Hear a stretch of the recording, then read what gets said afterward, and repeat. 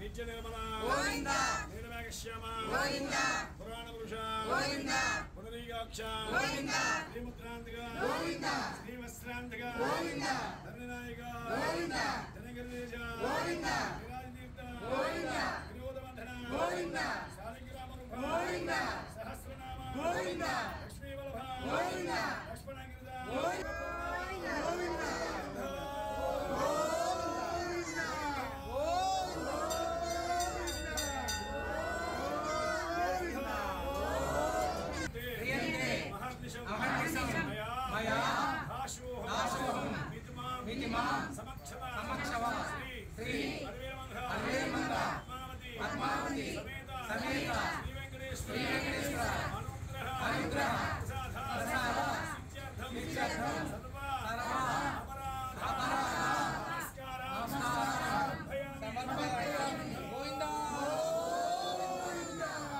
వెంకటాద్రి సంస్థానం బ్రహ్మాండే నాస్తికించిన వెంకటేశ్వర సమోదేవో నమోదో భవిష్యత్తు.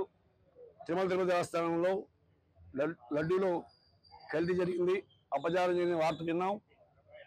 అది దృష్టిలో పెట్టుకుని ఈరోజు వచ్చిన భక్తులను అందరి చేత మానభావ అపరాధ క్షమించమని మోకాళ్ళ మీద భక్తులను కూర్చోబెట్టి స్వామివారిని శరణం వేడుకోవడం జరిగింది.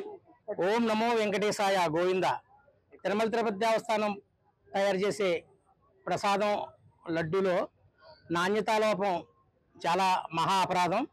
మనం తిరుపతి వెళ్ళినా వెళ్ళకపోయినా వెళ్ళొచ్చి భక్తుల దగ్గరైనా సరే ప్రసాదం తీసుకుంటాం. అది ఎంత ఖరీదైనా సరే స్వామివారిని దైవంగా మనం భావిస్తూ ఈ కలియుగంలో భక్త సులభుడుగా భావిస్తూ ఆ స్వామివారి ప్రసాదం తీసుకోవడానికి ప్రాధాన్యత ఇస్తాం. అటువంటి ప్రసాదంలో లోపంలో ఉండడం చాలా మహాప్రదం. ఇటువంటి ప్రసాదాన్ని నాణ్యతాలోపం చేయడం, కొవ్వు ఇటువంటి అన్ని వేసారని చెప్పి టీవీ ఛానల్లో అన్నిటిలో రావడం చూసి మేము చాలా స్వామివారికి భక్తిదత్తంగా ఉండి ఈ ఛానల్ ముందుకు వచ్చాం. చాలా ఆవేదన వ్యక్తం చేస్తున్నాం. ఎందుకంటే ఇటువంటి చర్యలు చేసే వాళ్ళని చాలా కఠినంగా శిక్షించి మొత్తం అందరినీ కూడా బయటికి లాగాలి. ఎందుకంటే ఇటువంటి అపరాధాలు ఎప్పుడు కూడా ఎవరూ చేయకుండా చట్టాలను కూడా తీసుకురావాలని కోరుకుంటున్నాం. ఈ కలియుగంలో వెంకటేశ్వర స్వామి ప్రసాదం అందరికీ అందుబాటులో తేవాలనే ఉద్దేశం ఉండడంలో చాలా మంచి ప్రాధాన్యత ఉంది. అటువంటి ప్రాధాన్యత క్రమాన్ని ఎవరూ కూడా ఇటువంటి దుశ్చర్యలు పాలకుండా తగినంత గుణపాఠం చెప్పి భవిష్యత్తులో ఎవరు కూడా ఇటువంటి ప్రసాదం విషయంలో కానీ ఏ విధమైన విషయాల్లో కూడా ఆహార పదార్థాల విషయంలో కూడా నాణ్యతా లోపాలు చేయాలని కూడా భయపడేటట్లుగా చట్టాన్ని తెచ్చి హిందూ సమాజాన్ని పరిరక్షించాలి. ఇటువంటి శైలి సరిగ్గా కనుక మన హిందూ ధార్మిక సంఘాలన్నీ ఏకమవుతాం. మరి అందుతో పాటు సనాతన ధర్మ పరిరక్షణ బోర్డు జాతీయ స్థాయిలో కూడా ఏర్పాటు అవ్వాలి. ఇందులో అందరూ కూడా భాగస్వాములు అవ్వాలి. దీన్ని పూర్తిగా వ్యతిరేకించాలి.